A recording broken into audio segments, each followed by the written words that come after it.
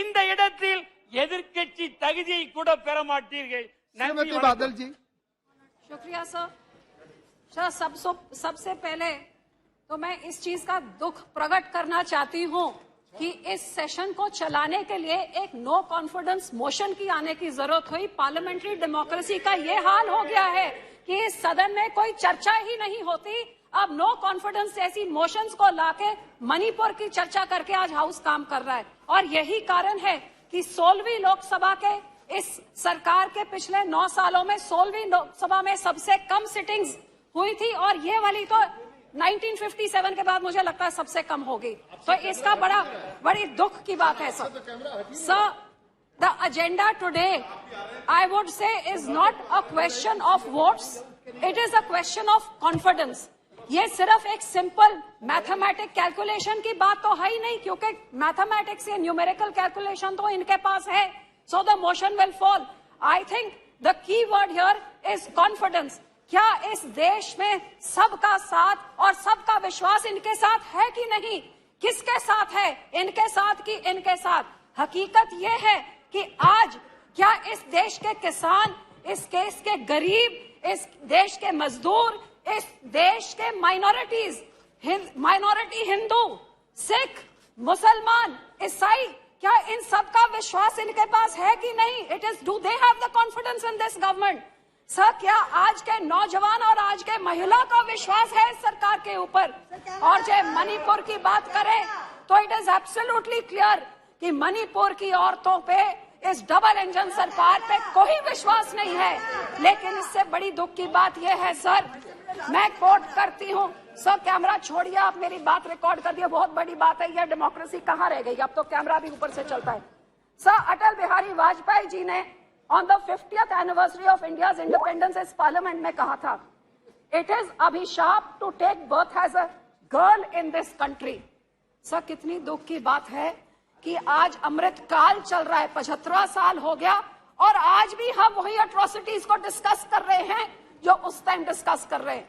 What happened in Manipur is totally shameful and it is एक humanity के ऊपर एक कलंक है, और उसकी जितनी सख्त निंदा करी जाए वही कम है। मैं पूछना चाहूंगी कि इस सरकार की माइनॉरिटी कमीशन क्या कर रही है? ये बोले नहीं, गए नहीं। माइनॉरिटी कमीशन के हेड क्या कर रहे हैं? कितनी बारी मणिपुर गए, कितनी बारी नू गए हैं? हमारे पंजाब देखो, हमारे धार्मिक मसलों में इंटरफेयर करने का पूरा टाइम है, इधर जाने के लिए टाइम क्यों नहीं है? तो मैं हाथ जोड़ के सरकार को विनती करती हूँ कि राम के लिए इस अमृत काल में ये धर्म की राजनीति हर इलेक्शन के पहले इसको बंद करिए, ये जहर देश में मत घोलिए।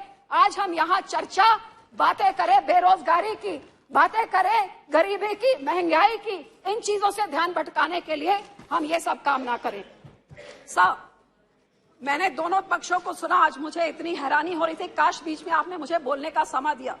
यहाँ पे बोले राहुल जी, बहुत उनके दिल में दर्द था, यात्रा करी है उन्होंने यहाँ से वहां तक, भारत माता के कातिल इनको बताया, इनके देश के भारत माता के हथियार बताया, केरोसिन की बात करी। अरे भैया, सारा देश इन्होंने घूम लिया, काश यहाँ पे आप जाके विधवा कॉलोनी में घूम लेते, जहाँ 1984 में आपने सिखों के ऊपर केरोसिन से गले में टायर से साड़ के वो औरतों को विधवा किया, और हजारों लाखों औरतों को विधवा करने के बाद वो हथियार सज्जन कुमार के घर के पास आपने विधवा कॉलोनी बसाई। साहब, आपको मालूम है पूरी दुनिया में सिर्फ एक जगह में विधवा कॉलोनी है, विडो कॉलोनी सिर्फ दिल्ली में है। कौन रहती हैं? जिनके कातिल इनके पुरखों ने किया, इस पार्टी कांग्रेस पार्टी ने किया, और फिर उधर जाके उन औरतों को बसाया। क्या यात्रा वहां से गुजर के गई? आज केरोसिन की बात करते हैं। लेकिन दुख तो मुझे इस बात का है कि आज इनको 84 बड़ा याद आ रहा था। यहाँ के बोलने वाले भी जब इनको कटाक्ष करना होता है तभी 84 याद आता है। अरे भैया, 9 सालों में 84 को इंसाफ देने का क्यों नहीं अंदर ठोसा इनको? आज तक क्या 84? आप कितनी बारी विधवा कॉलोनी गए हैं? हकीकत ये है, दुख इस बात का है कि जब मणिपुर की बात होती है तो वो राजस्थान की बात करते हैं, वो राजस्थान की बात सुन के तो फिर दोनों रल मिल के 84 की बात करते हैं। ये बहुत हो चुका सर, अब दोनों जने ये सारा ड्रामा, ये सारा नाटक बंद करें। हमारे सिख कौम के साथ हम पूछना चाहते हैं, हम किस पे कॉन्फिडेंस करें? इन्होंने जो किया आपके सामने हमारे कत्लेआम करे, हमारे धार्मिक संस्था पे अकाल तख्त साहब गोल्डन टेम्पल को टैंक से, आर्मी से बिल्कुल टेटेरी करके खत्म कर दिया, हमारे पंजाब के टुकड़े टुकड़े करके पंजाबी स्पीकिंग एरिया निकाल के दूसरी स्टेट बना दी, हमारी राजधानी हमसे खोली, हमारा पानी हमसे खो लिया। कौन सा अत्याचार इन्होंने नहीं किया है, लेकिन इन्होंने क्या किया है, ये कौन से कोई कम है।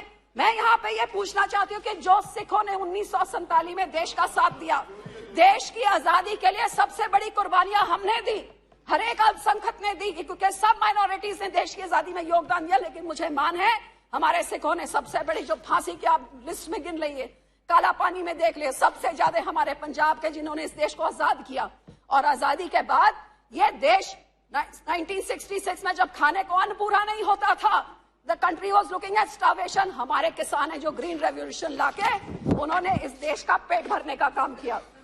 लेकिन सर, जब हमारे सिखों के कत्लेआम में उस टाइम तो कोई जुडिशरी नहीं बोली, कोई पार्टी नहीं बोली, कोई पेपर नहीं बोला। आप निकालिए नवंबर 84 के बाद जब बजट सेशन हुआ 85 का, तो उसमें एक भी मेंशन नहीं जो इस दिल्ली में हजारों सिख के कत्लेआम हुए, सब चुप्पी के बैठे हुए थे, मुंह पे टेप लगी हुई थी, किसी ने सिखों की बात तक नहीं करी। और यही कारण है कि आज तक सिखों को इंसाफ नहीं मिला। और कभी मणिपुर होता है, कभी नू होता है, कभी राजस्थान होता है, जो उस टाइम एक्शन ले लिया होता, जम्मू कश्मीर गुजरात सब कुछ होता है। तो सर, जो सिखों के गुरु ने, 9वें गुरु ने, हमारे 9th गुरु ने अपनी कुर्बानी दी, कश्मीर के पंडितों की बात हुई। अफसोस कि उस टाइम की माइनॉरिटी, हिंदू माइनॉरिटी को बचाने के लिए, उस टाइम की मुस्लिम मेजॉरिटी से बचाने के लिए हमारे सिख गुरु ने अपनी कुर्बानी दी और हिंद की चादर का खिताब उनको मिला, लेकिन उसकी तो बात तक नहीं करी। जब उनके लोगों को मारा जा रहा था तब भी बात नहीं करी। तो सब मैं पूछना चाहती हूँ, उस टाइम हमारे लोग जो भावुक होके उन्होंने कुछ अपने हाथों में इसके खिलाफ आवाज उठाई, उनको जेलों में फेंक दिया। हमारे बंदी सिख 30-30 साल से जेल में सड़ रहे हैं। गुरु साहब के 550 साल गुरु नानक देव जी के, इन्होंने रिटर्न, इस सरकार ने कहा था कि उनको छोड़ा जाएगा, तो क्यों आज तक नहीं छोड़ा है? मैं इनसे जवाब मांगना चाहती हूँ। तो सिखों के खिलाफ हमेशा ये बेइंसाफी रही है सर, जिन्होंने अपने देश के लिए जान दी उनके साथ ये होता है। सब पंजाब में इन्होंने जो किया बताया, ये क्या कर रहे हैं पिछले 3 सालों से, जब से अकाली दल से गठबंधन टूटा है। हमारी राजधानी, आप सोचिए, राजधानी हमारी पंजाब रीऑर्गेनाइजेशन एक्ट पास हुआ, उठा के आप विधानसभा उधर हरियाणा को बना के चंडीगढ़ एडमिनिस्ट्रेशन ने जमीन दे दी। हमारा पानी, हमारा मेंबर जो बीबीएमजी से होता उसको निकाल के बाहर निकाले, हमारा पानी चुरा के दूसरे राज्यों में, जो हिमाचल पानी दिल्ली को देता है वो सेस लेता है, हमारा पानी जो राजस्थान आता है तो पंजाब को कोई सेस नहीं। एक ही चीज तो हमारी है, चंडीगढ़ के ऊपर हमारा हक, सेंट्रल सर्विस रूल्स डाले जा रहे हैं। और सर, हमारी पंजाब यूनिवर्सिटी को भी आरएसएस का कब्जा करने की कोशिश की जा रही है। और पानियों का तो यो मामला है, पानी हमारा चुरा के ले गए, लेकिन आज जब सारा पंजाब पानी में डूबा हुआ है तो उस पंजाब के हाथ पकड़ने के लिए कोई नहीं है। आपको हैरानी होगी सर कि जब हिंदुस्तान में कोई आपदा होती है, जब कोविड हुआ तो यहाँ लंगर सिखों ने लगाया, जब यहाँ पे लॉकडाउन हुआ लंगर सिखों ने लगाया, जब कोविड हुआ आप दोनों से किसी से ऑक्सीजन पूरा नहीं होता, लंगर हमने लगाए। और आज जब पंजाब को जरूरत है, कहीं आपदा हो जाए, उत्तराखंड में हो, हम लोग जाते हैं, लेकिन आपने क्या किया हमारे किसानों के साथ? सर पहले सर 2 मिनट, सर हमारे किसानों के साथ क्या किया? सर जो किसानों ने सबसे पहले इस देश पे ग्रीन रेवोल्यूशन लाके इस देश का पेट भरने का, अब तो कह रहे हैं इन्होंने, लेकिन 70 साल से तो हम पेट भर रहे हैं। उनके ऊपर आप काले कानून लेके आए, अपने मंत्री की, अपनी एलआई की बात नहीं पूछी, सुना नहीं। जब बोलते थे मत लाओ, किसानों ने नहीं सुना और आखिर में मानना पड़ा, किसानों ने मजबूर किया कि गलत बिल थे, आपको वापस लेना पड़ा। और फिर ये डबल इनकम को क्या करना, डबल डिस्ट्रेस। आज बता दीजिए कौन से राज्य में डबल हो गया इनकम? पेट्रोल, डीजल, फर्टिलाइजर, हर चीज में महंगाई की मार सब झेल रहे हैं।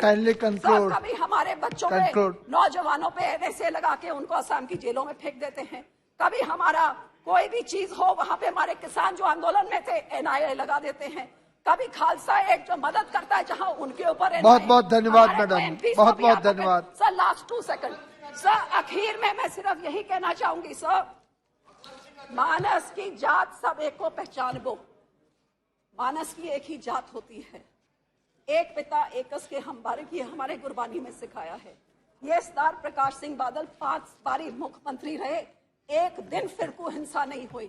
चाहे पंजाब का हिंदू, मुसलमान, सिख, ईसाई सब उनको अपना समझता था, क्योंकि मुख्यमंत्री होके वो हर एक का स्पेशल दिन खुद बनाते थे। हर एक के धार्मिक स्थान पर, भगवान वाल्मीकि, गुरु रविदास होए, दुर्गाना मंदिर होए, हर एक का उन्होंने सत्कार और आदर किया। और यही कारण है सब कि उस समय 1990 में जब वाजपेयी जी की भाजपा की सरकार को ये हाथ नहीं लगाता था, क्योंकि इनको फैनेटिक्स समझते थे, सबसे पहले सरदार बादल थे जिन्होंने इनका हाथ थामा। बहुत बहुत धन्यवाद, एनडीए बनी। बहुत बहुत धन्यवाद। Last point doctor Heena Gavit ji. Sir last point 2 second. आज मैं उनको यही बेनती करूंगी सर कि ये नफरत की राजनीति ये छोड़ दें, ये मलहम लगाने का काम करें, चाहे सिख हो चाहे दूसरे धर्म के लोग हों, क्योंकि हर एक का अपना हिस्सा है इसमें। और इस शेर से मैं एंड करूंगी, लगाकर आग शहर को ये बादशाह ने कहा, उठा है तमाशे का शौक बहुत, झुकाकर सर सभी शाह प्रसन्न बोले, हजूर का शौक सलामत रहे, अभी तो शहर बहुत है। बहुत बहुत धन्यवाद बंद करें डॉक्टर हिना गावित जी। सबको। और सर इसलिए मैं धन्यवाद एंड में यही सभापति कहूंगी, महोदय, आपने आज इस अविश्वास प्रस्ताव पर मुझे बोलने का मौका दिया। आज ये मेरा सौभाग्य